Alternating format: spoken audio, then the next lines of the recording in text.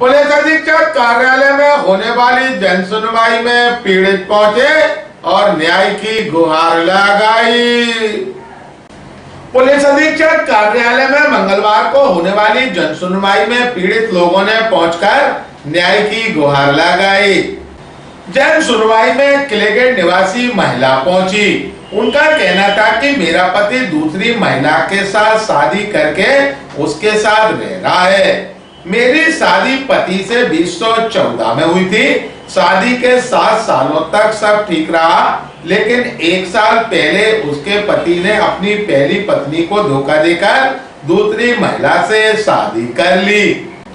अब उसका पति समीर महिला को तलाक देने के लिए भी तैयार नहीं, इसलिए वह पुलिस अधीक्षक कार्यालय आई और पुलिस अधिकारियों से न्याय को लेकर गुहार लगाई।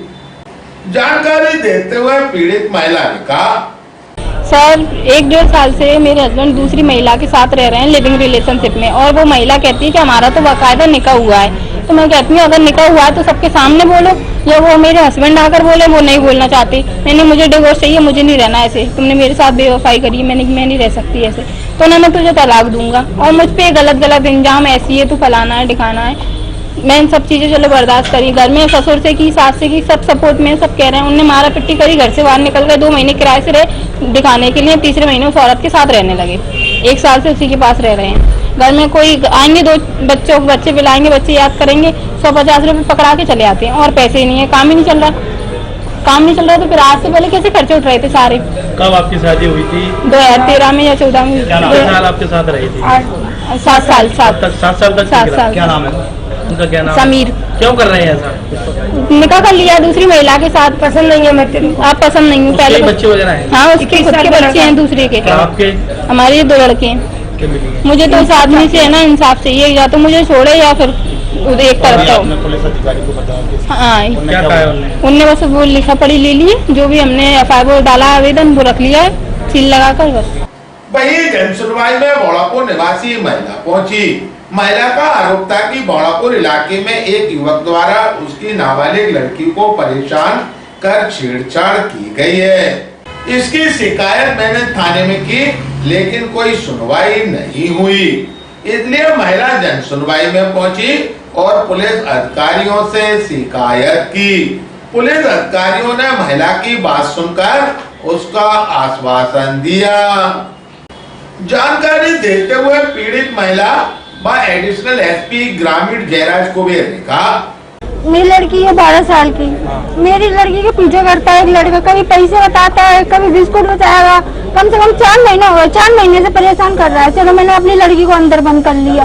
उसके बाद मेरी लड़की के संग क्या बोलते, मैं काम पे गई थी, मैं पूरी बेलने आती हूँ, मेरे आदमी भी नहीं थे, तो ना अंदर घुस आया, मेरी लड़की के संग जबरदस्ती करने लगा। फिर आखिर को मैंने 11 तारीख को रिपोर्ट करने गई तो मेरी कोई रिपोर्ट नहीं ली। कम से कम 15 दिन फ्री में, फिर भी मेरी रिपोर्ट नहीं ली गई। जाने कितने आवेदन तो मैंने जहाँ पर लगा चुकी हूँ, लेकिन फिर उसके बाद रिपोर्ट ले भी गई।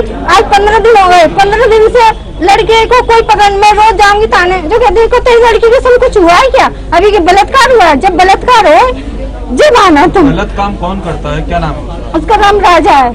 मैं जी कह रही हूँ कि मेरी लड़की का बचाव है, नहीं हुआ, मेरी लड़की से कुछ हो गया तो मैं अपनी लड़की को लेके मैं मर जाऊंगी और किसी से कुछ नहीं कहूंगी। आप कहाँ पर आए अभी? मैं SP ऑफिस आई हूँ। ये महिला अपने बच्चे को लेके आई, इसके द्वारा ये एलिगेशन लगाए गए, पूर्व में भी आई है। कोई भी आवेदन इसके द्वारा नहीं देगा। थाना प्रभारी बौड़ापुर को महिला बल के साथ में बुलाया गया है कि वो उसको ले जाके प्रॉपर से कार्रवाई करेंगे, जो भी करते हैं। इसने कोई भी पेपर, कोई भी कुछ भी नहीं बताया है कि नहीं इसमें कोई आवेदन लेके आई है। सिर्फ इसका ही कहना था कि मेरी सुनवाई नहीं हुई है। थाना प्रभारी को बुलाया गया है, क्या फैक्ट है इसमें जो भी फैक्ट है उसका कार्रवाई करेंगे। वहीं जन सुनवाई में मुरार थाना क्षेत्र के बड़ा गांव गोलाबपुरी के रहने वाले सुनील जाटव पहुंचे। उनका कहना था कि इलाके के कुछ दबंग लोगों द्वारा उसे जान से मारने की धमकी दी जा रही और लगातार प्रताड़ित किया जा रहा है। गत रोज दबंगों ने उसे करंट लगाकर जान से मारने का भी प्रयास किया, लेकिन वह इलाज के बाद ठीक हो गया। पीड़ित उसी हालत में पुलिस के पास पहुंचा और शिकायत की। पुलिस ने युवक को मदद का आश्वासन दिया। जानकारी देते हुए पीड़ित सुनील जाटव वहाँ एडिशनल एसपी ग्रामीण जयराज कुबेर ने कहा, करंट लगा दिया गया है। किसने लगाया करंट, कैसे लगा करंट? राधा ने और चेतूराम ने, दोनों ने मुझको मन प्रेम में बुलवा के करंट लगा दिया है। कैसे लगा था करंट? डीपी से तार काट के वो एक खेत दूर तार इकट्ठे कर लिए। चेतू का फोन आ गया, उसके बाद में मेरे को 5 मिनट बाद करंट लग गया। राजेश यादव के और भोला के कहने पे किया है। क्यों किया?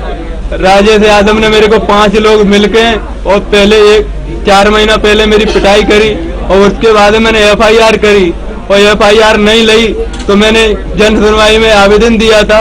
आवेदन देने के बाद में मेरी FIR काटी।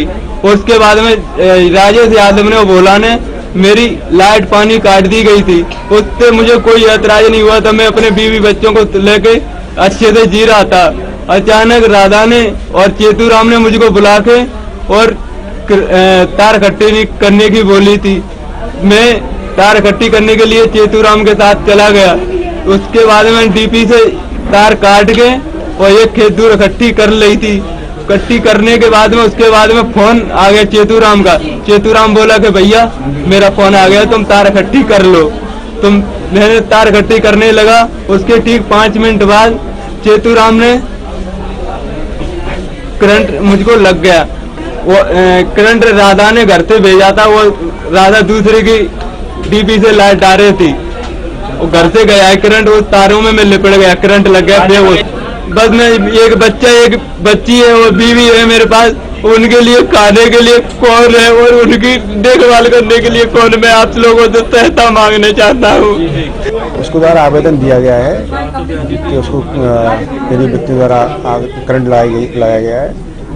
थाना प्रभारी मुरार को इस बारे में निर्देशित किया गया है कि पूरे तथ्यों की जांच करें और आवश्यक कार्रवाई करें।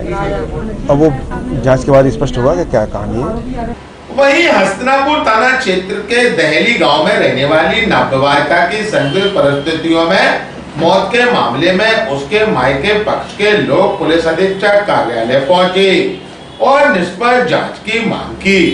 मृतका के भाई का आरोप है कि 31 मई को उसकी शादी दहेली गांव के ध्रुव सिंह गुर्जर से हुई थी, लेकिन शादी के बाद से ही नीतू को ससुराल पक्ष के लोग प्रताड़ित कर रहे थे, इसलिए नीतू की मौत हुई। जबकि ससुराल पक्ष का कहना है कि नीतू गांव में घर के काम कर रही थी, तभी उसे घर के बाहर किसी सांप ने काट लिया, जिससे बेहोशी की हालत में ही उसकी मौत हो गई। मायके पक्ष का आरोप है कि नीतू के शरीर पर सांप के काटने के कोई निशान मौजूद नहीं थे। ससुराल वाले अपनी करतूत को छुपाने के लिए इस तरह की बातें कर रहे। पुलिस ने शिकायत सुनकर कार्रवाई करने का आश्वासन दिया। जानकारी देते हुए मृतक महिला का भाई भानु गुर्जर व वरिष्ठ पुलिस अधीक्षक अमित शाही ने कहा, मेरी बहन का कल सुबह में डेथ हो गई थी। उसके ससुराल जनों ने बताया था कि उसकी सांप के काटने से जैसे मार दिया गया है, ऐसे ससुराल जनों का कहना था कि सांप से मृत्यु हुई है, लेकिन उसका कोई एविडेंस नहीं मिला है। कल हमने लोग थाने गए थे, हस्तिनापुर थाने जो दिल्ली के अंतर्गत आता है, तो वहाँ पे हमारी कोई सुनवाई नहीं हुई, ना हमारी कोई FIR हुई। तो कल वहाँ पे जो पोस्टमार्टम हाउस पे STOP मैम भी आए थे और भी SI लोग भी थे, तो उन्होंने वहाँ पे आश्वासन दिया था कि हो जाएगा, लेकिन हमारी तरफ से कोई ना कोई FIR हुई, ना कोई एविडेंस, कुछ भी नहीं किया। मगर काम किया वो उसकी बोली तो वो भी नहीं किया। 31 मई 2022 को उसकी शादी हुई थी प्राण सिंह निवासी दहली, उनका लड़का है ध्रुव के साथ। आश्वासन उन्होंने कहा है कि आप मिला FIR कराएंगे, आपकी सुनवाई होगी। और जो उनका कहना था कि सांप के काटने से हुई, तो उसका कोई एविडेंस नहीं मिला। जैसे सांप का काटा हुआ कुछ तो दिखता, लेकिन कुछ नहीं है। बेहट थाना क्षेत्र से कुछ लोग आए थे और उनका कहना है कि इनकी जो लड़की है, जिसकी आयु लगभग 20 वर्ष है, शादी हुए 5-6 महीने हुए थे, ये कल घर के नीचे मृत अवस्था में पाई गई। और ये इनका एलिगेशन है, इनका आरोप है कि जो ससुराल पक्ष है वो दहेज के लिए प्रताड़ित करता था। चूंकि नवविवाहिता से संबंधित ये मामला है, इसकी जांच SDOP बेहट कर रही है और मेरे द्वारा उनको निर्देश दिए गए हैं कि घर वालों के बयान आज ही दर्ज करें और डॉक्टर से PM रिपोर्ट लेके और इसमें त्वरित वैधानिक